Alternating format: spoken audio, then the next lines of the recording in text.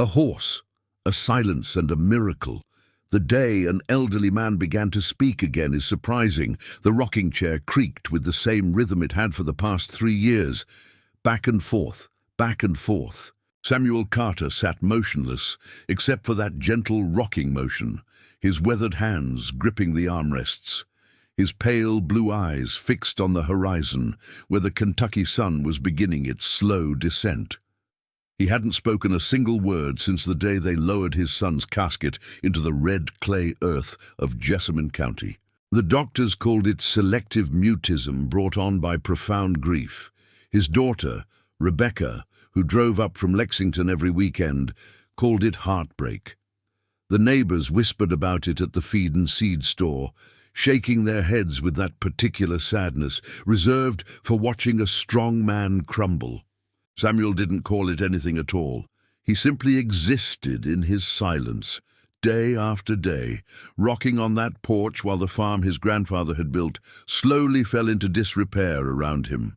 The white paint on the farmhouse was peeling now, revealing grey wood underneath like bones showing through aged skin. The barn door hung crooked on its hinges. Weeds had overtaken what used to be Martha's prized rose garden, the one she'd tended every morning before the cancer took her 5 years back. Samuel had maintained everything after her death, throwing himself into the physical work to keep the grief at bay. But when Daniel died, something inside him had simply shut off, like a light switch flipped to darkness. Daniel, 28 years old, a Marine. An IED in Afghanistan had stolen him from a world that needed good men. The flag they'd given Samuel at the funeral sat folded in a triangle on the mantel inside, untouched, gathering dust. Samuel couldn't look at it, couldn't touch it, couldn't speak about it. Rebecca brought groceries every Saturday, unpacking them in silence while her father rocked. She'd learned not to expect responses to her questions about his health, about whether he was eating, about the bills piling up on the kitchen counter. She'd hired a cleaning woman who came twice a week, a kind soul named Rosa, who moved quietly through the house, respecting the heavy silence that had settled over everything like morning fog over the creek. The farm itself was 63 acres of rolling pasture and woodland that had been in the Carter family since the 1800s. Samuel's grandfather had raised thoroughbreds here, horses that had run at Churchill Downs. His father had switched to cattle. Samuel and Martha had kept a small herd of beef cattle and grew tobacco on 20 acres, back when tobacco still meant something in Kentucky. Daniel had talked about converting some pasture land to hemp when he got back from his deployment, about the new agricultural possibilities opening up. But Daniel never came back. The cattle had been sold off 2 years ago when Samuel stopped feeding them. The tobacco barn stood empty. The fields grew wild with ironweed and thistle.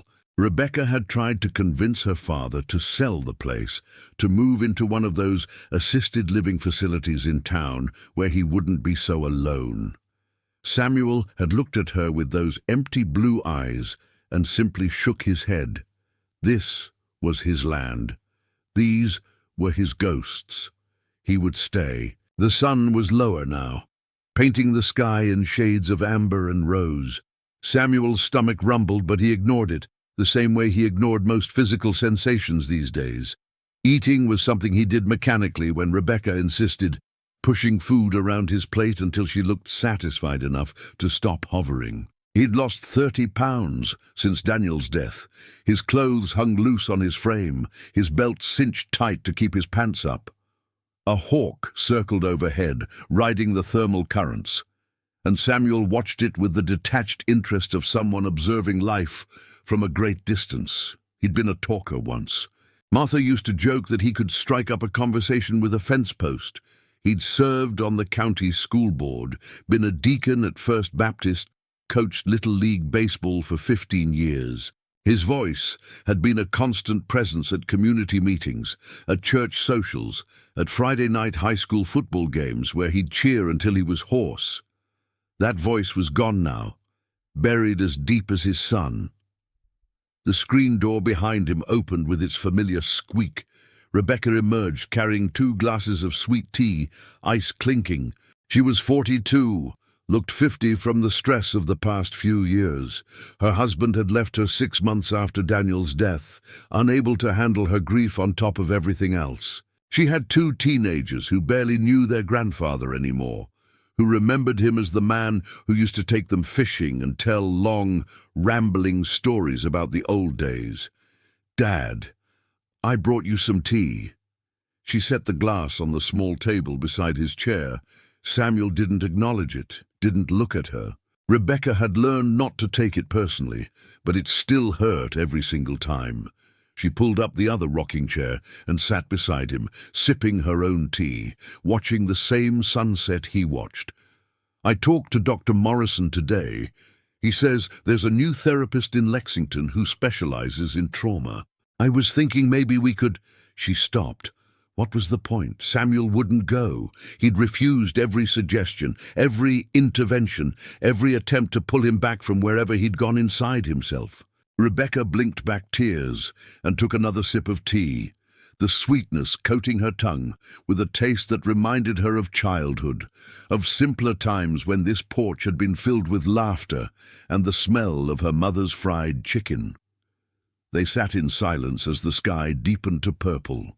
A whippoorwill called from the woods beyond the barn.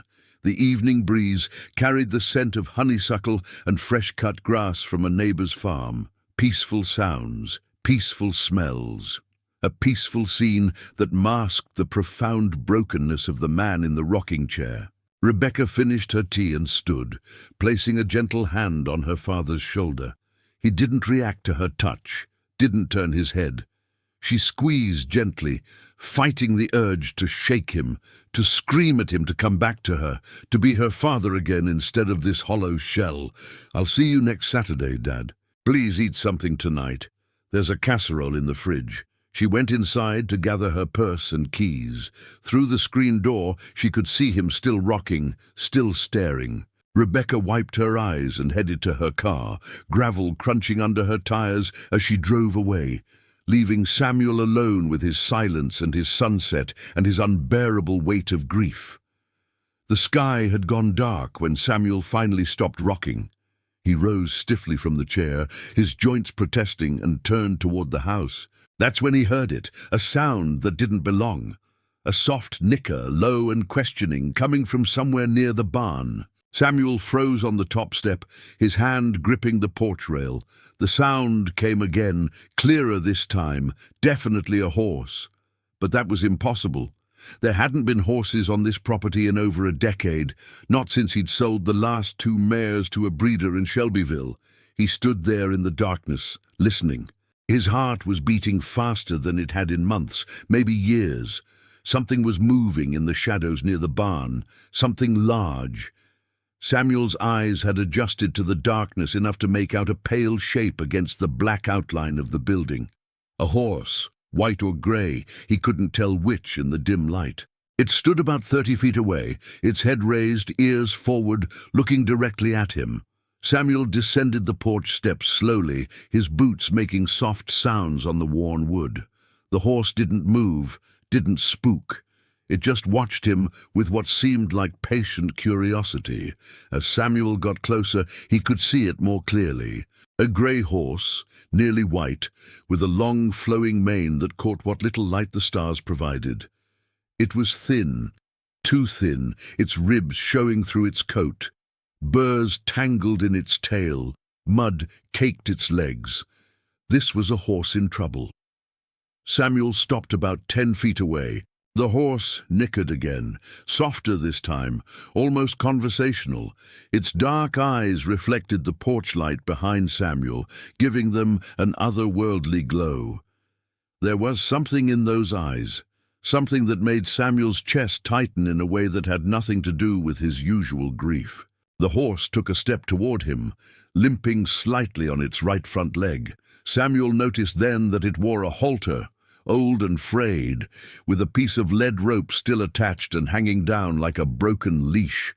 This horse had escaped from somewhere, had been wandering who knows how long. Samuel's mind started working in ways it hadn't in 3 years. The horse needed help, needed water, food, medical attention for that leg. These were practical problems with practical solutions, the kind of thing Samuel had handled his entire life before the silence swallowed him whole. He walked slowly toward the barn, and the horse followed him, still limping. The barn door shrieked on its hinges as Samuel pulled it open. He fumbled for the light switch, and the old fluorescent bulbs flickered to life, buzzing and casting everything in harsh white light. The horse stood in the doorway, blinking, and Samuel got his first good look at the animal. It was a mare, maybe 15 or 16 hands high, an Appaloosa cross, judging by the faint spots on her hindquarters. She'd been beautiful once, before whatever circumstances had brought her here. Now she was exhausted, hungry, and hurt. But her eyes were gentle, intelligent, trusting in a way that made Samuel's throat ache. The old stalls were still there, dusty but intact. Samuel grabbed a bucket from the corner and filled it at the spigot outside. His hands shook as he carried it back. The mare drank deeply, desperately, water sloshing over the sides of the bucket. Samuel watched her drink, watched her sides heave with the effort, and felt something crack inside his chest. When she'd finished, he led her carefully to the largest stall. She followed without resistance, her trust absolute despite her obvious suffering. The stall had ancient straw on the floor, musty but dry enough. Samuel spread it around with his boot, making a softer bed. There was no feed. He hadn't kept horse feed in years. But he remembered the bag of sweet feed in the storage room that Rebecca had bought for the deer last winter, trying to get her father interested in something, anything. Samuel found it, checked that it wasn't moldy, and filled a smaller bucket. The mare ate slowly, carefully, as if she'd learned not to waste a single oat. Samuel leaned against the stall door, watching her eat. The fluorescent light hummed above him. 30 years of horse knowledge came flooding back, muscle memory of a life he'd almost forgotten he'd lived. He examined the mare's leg from where he stood, noting the heat and swelling in the fetlock. Not broken, probably a stone bruise or mild sprain. Treatable with rest and care. He found himself mentally making a list. Call Doc Henderson in the morning, the vet who'd taken care of their horses back in the day. Pick up proper horse feed from the co-op. Get liniment for that leg. Clean out all the stalls properly. Check the fence line in the near pasture. Plans. He was making plans. The realization hit him like cold water. Samuel left the mare eating and walked back to the house. Inside, he pulled out the phone book. Yes, he still had a phone book, much to Rebecca's constant frustration, and looked up Henderson's veterinary clinic. He found a pen and paper, things he hadn't touched in years, except to occasionally sign his name on forms Rebecca put in front of him. His hand hovered over the paper. He should write a note for Rebecca, explain about the horse, tell her to call the vet when she came Saturday. But Saturday was 5 days away. The mare needed help sooner than that. Samuel looked at the phone on the wall, that old rotary phone that had been there since the 1970s, the one Martha had refused to replace because she loved the way it rang. He stared at it for a long time, his heart pounding. Calling someone meant talking, meant using his voice, meant breaking 3 years of silence. The mare nickered from the barn, a lonely sound that echoed across the dark farmyard. Samuel picked up the receiver. The dial tone hummed in his ear, steady and expectant. His finger found the rotary dial, the motion awkward after years of Rebecca doing all the calling. He dialed Doc Henderson's emergency number, the one he'd memorized decades ago and somehow still remembered. It rang once, twice, 3 times. Henderson Veterinary. This is the answering service. How can I help you?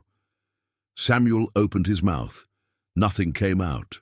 His throat felt paralyzed, frozen, the words trapped somewhere deep inside where they'd been living for 3 years. Hello? Is anyone there? The woman's voice was patient, professional. Samuel tried again, pushing air through his vocal cords, trying to remember how speaking worked. The sound was barely a whisper, rough and broken, like a rusty gate forced open after years of disuse. But it was a sound. It was something. Sir, are you okay? Do you need help? Horse? There's a horse. Hurt horse. The words came out in fragments, painful and slow, each one dragging itself up from wherever Samuel had buried his voice. But they came. 3 years of silence, broken by 3 words about a grey mare who'd appeared out of the darkness, like an answer to a prayer he hadn't known how to pray. Okay, sir, calm down. You have an injured horse. Can you give me your name and address? Samuel Carter, Old Carter Farm, Jessamine County. Everyone knows it. More words. Easier now, though his voice sounded strange to his own ears, deeper and rougher than he remembered. I'll have Dr. Henderson call you first thing in the morning, Mr. Carter. Is the horse stable for tonight? Yes, she's eating, drinking, but her leg, Dr. Henderson will take care of it. Are you at this number? Samuel looked at the phone, at the number written on the yellowed card taped beside it. Yes, this number. Samuel gave her the digits, his voice gaining strength with each word. When he hung up, his hands were shaking so badly he had to grip the counter to steady himself. He'd spoken. After 3 years, he'd pushed words out into the world again. His throat felt raw, his chest tight, but something else was happening too. Something was loosening inside him, like ice breaking up on the creek in early spring. He walked back to the barn, his legs unsteady.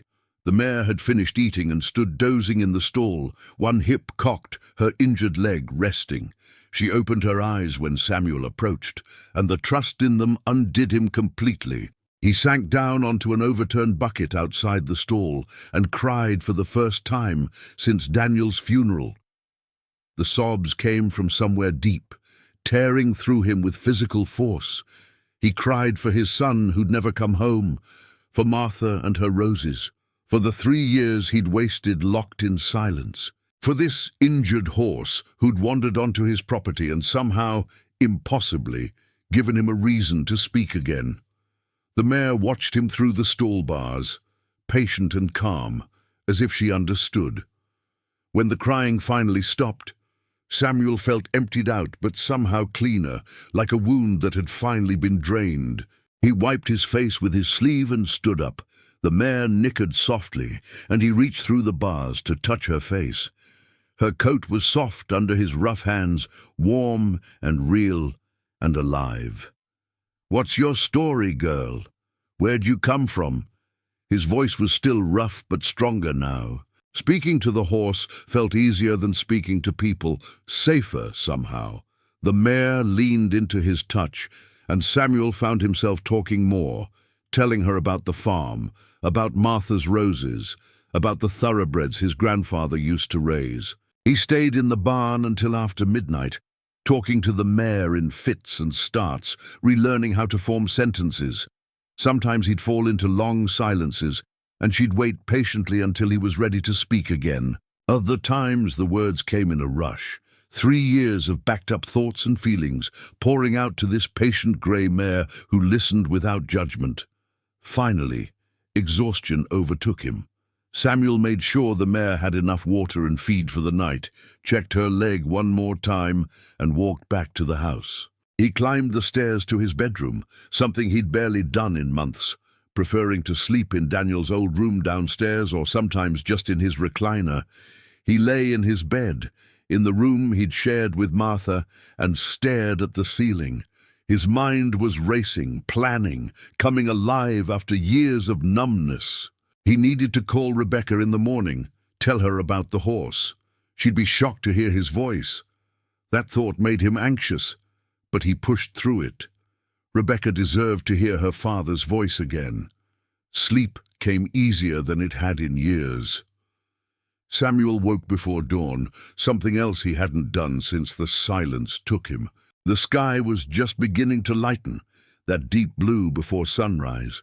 He dressed quickly and headed to the barn, afraid for a moment that he'd dreamed everything, that the mare wouldn't be there. But she was. She whinnied when she saw him, a sound of recognition that made his heart swell. Samuel filled her water and feed buckets, then spent an hour cleaning the barn properly, sweeping away years of neglect. His muscles protested the work, but it felt good, purposeful. At 7 o'clock, the phone rang. Samuel hurried to the house and picked up on the third ring. Carter residence. The words came easier this time, almost natural. Samuel, Samuel Carter. Doc Henderson's voice was cautious, disbelieving. "It's me, Doc.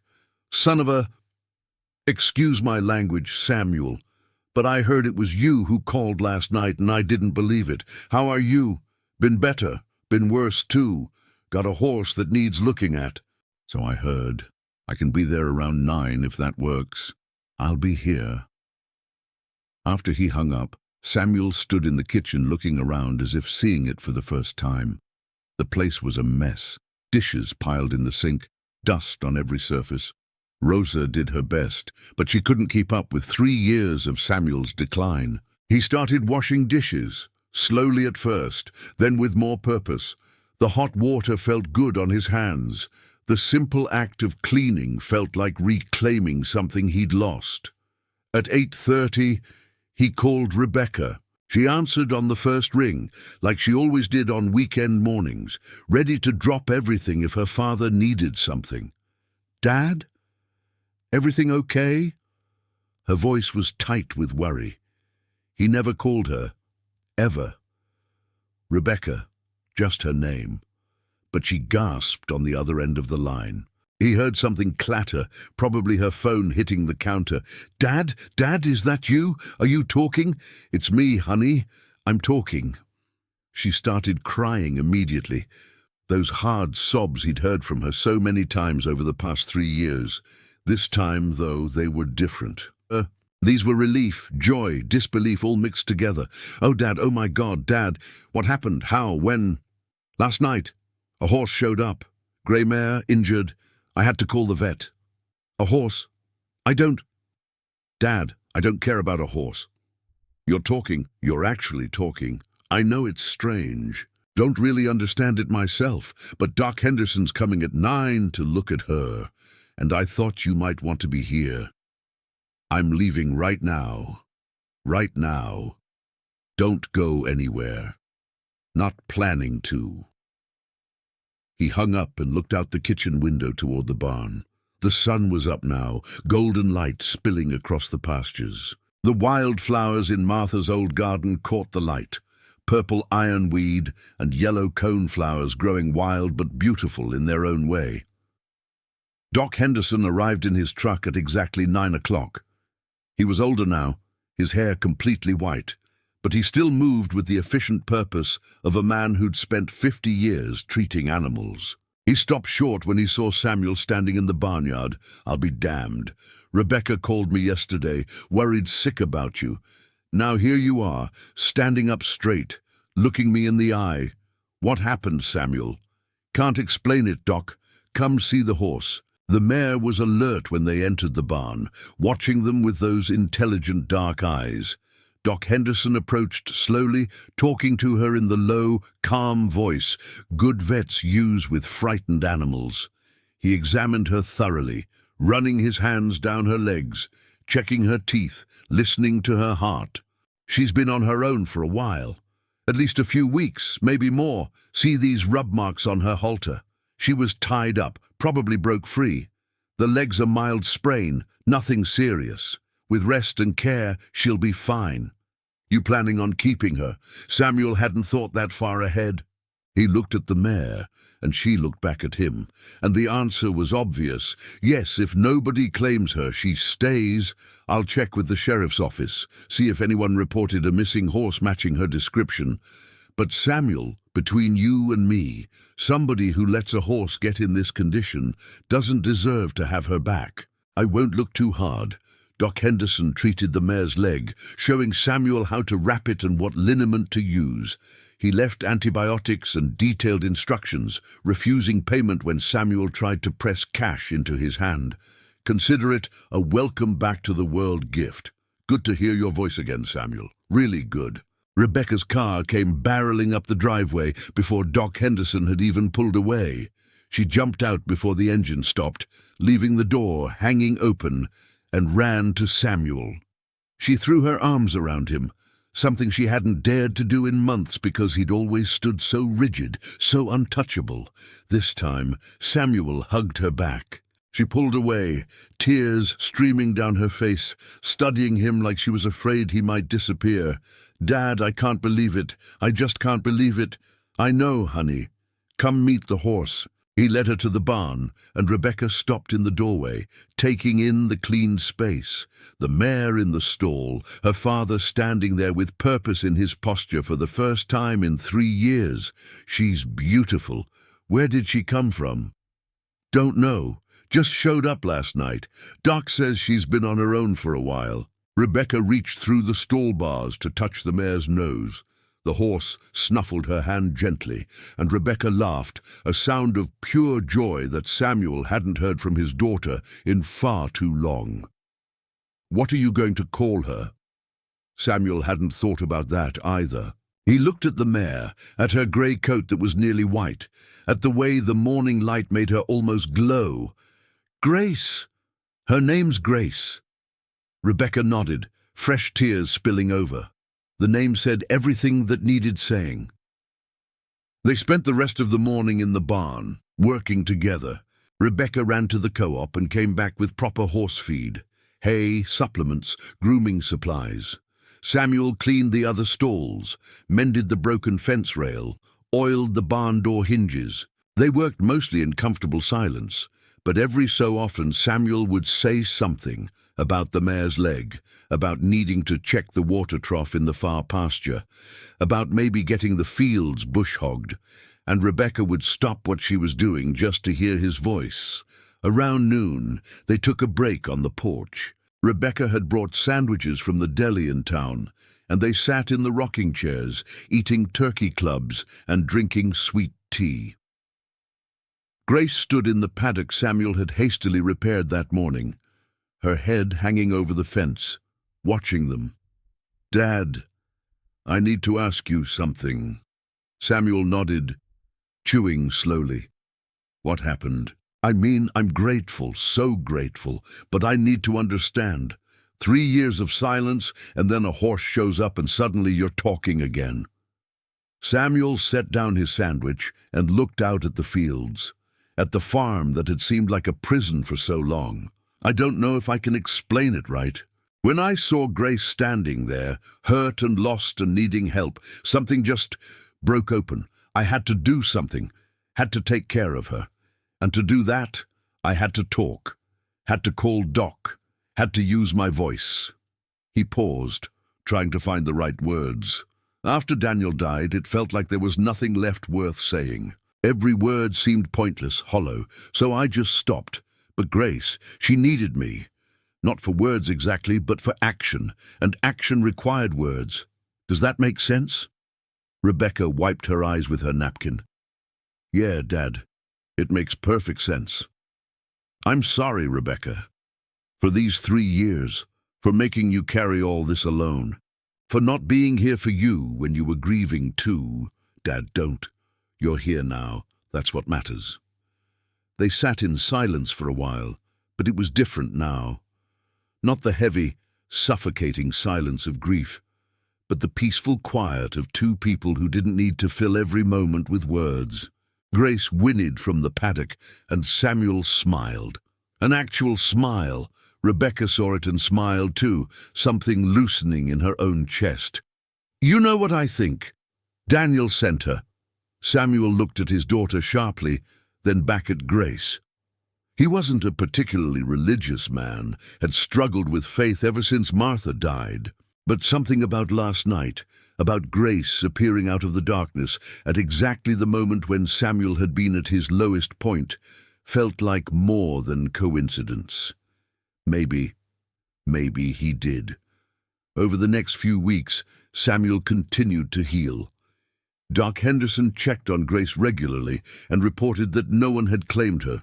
The sheriff's office had one report of a missing grey horse from 3 counties over, but when they investigated, they found the owner had 12 horses in terrible conditions and didn't even know which one was missing.